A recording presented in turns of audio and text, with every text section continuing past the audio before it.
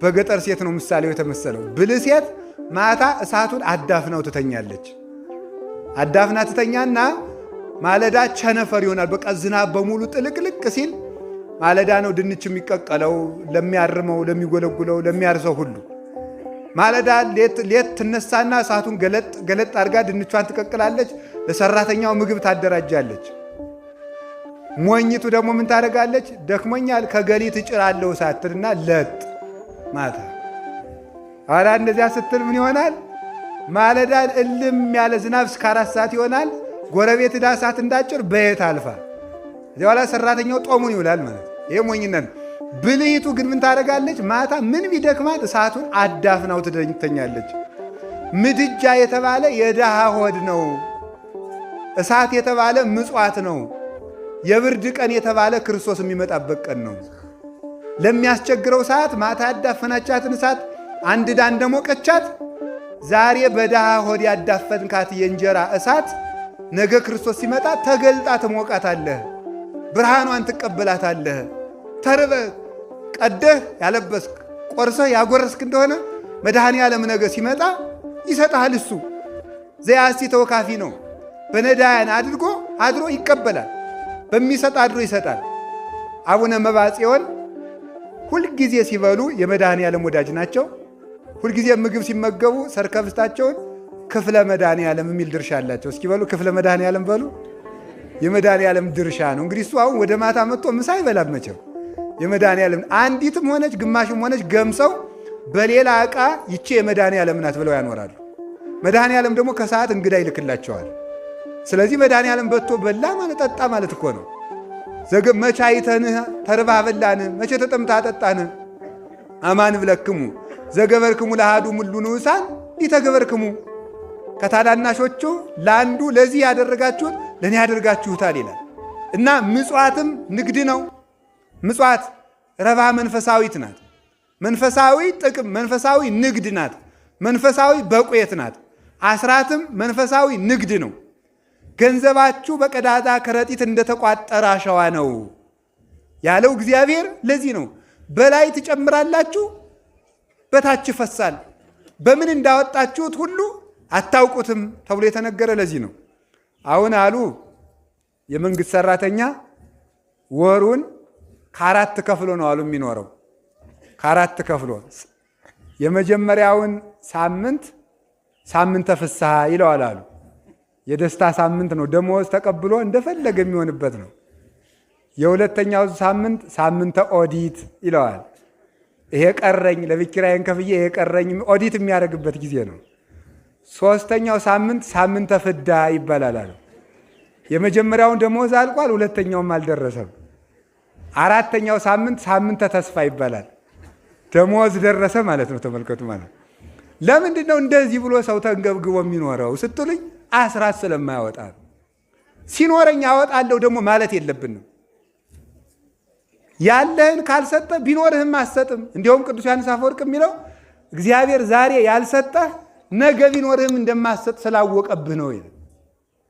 ብዙ ሲኖርህ የምትሰጥ ከሆነ ትንሽ እያለህ ስጥ። ነገ ብዙ ሲኖር ከ10 1 አውጡ። ያችን እግዚአብሔር ጠብቆ ለበረከት ያደርግላችኋል፣ ለጤና ያደርግላችኋል። አንዳንድ ሰው ምን ይላል? አስራት እንዳላወጣ አንዳንድ ነገር ለመታከሚያ እስቲ ለምናልባቱ ለመታከሚያ ደግሞ ጥቂት 100 ብር እንደዚያች ማስቀመጥ አለብኝ ይላል። ለመታከሚያ ብለህ 100 ብር አስቀምጠ የ200 ብር በሽታ ከምትታመም 100 ብር ለእግዚአብሔር ስጠውና እግዚአብሔር የሺህ ዓመት ጤና ይሰጥሃል። ትርፍ ማለት ይሄ ነው። እግዚአብሔር አስባርከን እንቀበለዋለን ማለት ነው። አበርክተን እንቀበለዋለን። እግዚአብሔር ቤት እኮ የኔታ ሊቀ ሊቃውንት ሲያስተምሩ አንድ ጊዜ ምን ይለዋል? የእግዚአብሔር ቤት የበረከትና የለውጥ ቦታ ነው። ከእግዚአብሔር ቤት ውሃ ሆኖ ገብቶ ጸበል ሆኖ ይወጣል ይላሉ። ውሃው አፈሩ ገብቶ እምነቱ ነው ይመጣል። ከእግዚአብሔር ቤት ሁሉም ተለውጦ ከብሮ ነው የሚወጣል። ከእግዚአብሔር ቤት እንኳን ሰው ውሃ ከብሮ ይወጣል፣ አመድ ከብሮ ይወጣል፣ እንጨት ከብሮ ይወጣል። ይህ እኮ ድንጋይ እኮ ነው። እንደዚህ አድርገን ዳሰን ፊታችን ስንቀባ ፈውስ የሚሰጠን እኮ ከእግዚአብሔር ቤት የእግዚአብሔር አካል ስለሆነ ነው። ሁሉ ገብቶ ይለወጣል፣ ገብቶ ይባረካል፣ ገብቶ ያድጋል። ከእግዚአብሔር ቤት ሙት ይነሳል። ሙት ከእግዚአብሔር ቤት ይመጣል፣ ሕያው ይሆናል ማለት ነው። ልጁ ነው ይመጣል፣ አድጎ ይመለሳል። ልጁ ናት ትመለሳለች፣ እናቱ ናት ይመለሳል። የበረከት አምላክ እግዚአብሔር ሁላችንንም ይባርከን። ስለዚህ ከዛሬ ጀምሮ ሁላችሁም አስራታችሁን አውጡ። ድሃም ሆናችሁ በእርግጥ ከድሃ ይልቅ ለሀብታም ይከብዳል አስራት መውጣት። ለምን? ከ10 ብር 1 ብር ከመስጠትና ከ10 ሚሊዮን ብር 1 ሚሊዮን ብር ከመስጠት በጣም ችግር ነው አይደለም?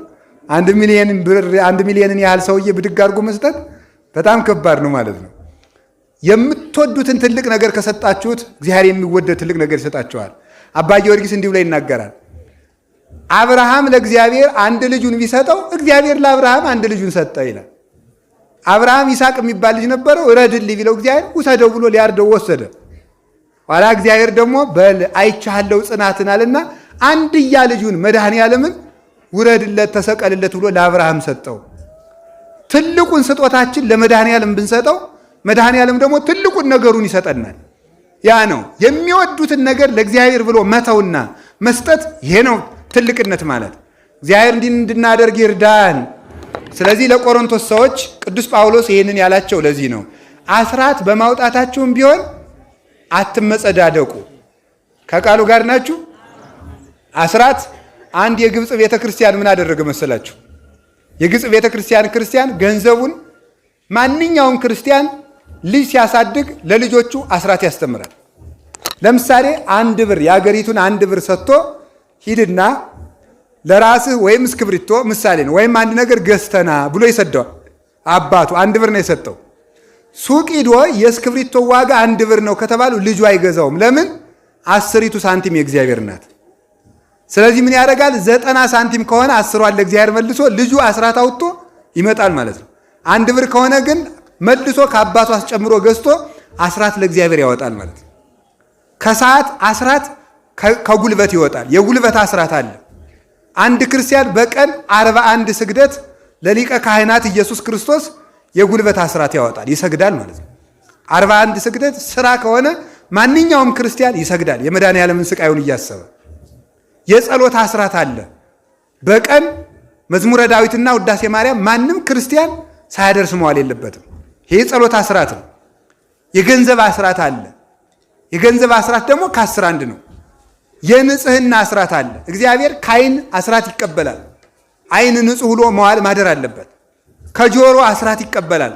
መልካም ሲሰማበት፣ ክፉ ሲከለከልበት፣ ከአንደበት፣ ከእጅግር፣ ከልብ እግዚአብሔር አስራት ይቀበላል። ይህንን ያወጣ ኑሮውን ኑሯል ይባላል። ይህንን ለማመስገን ነው ቅዱስ ጳውሎስ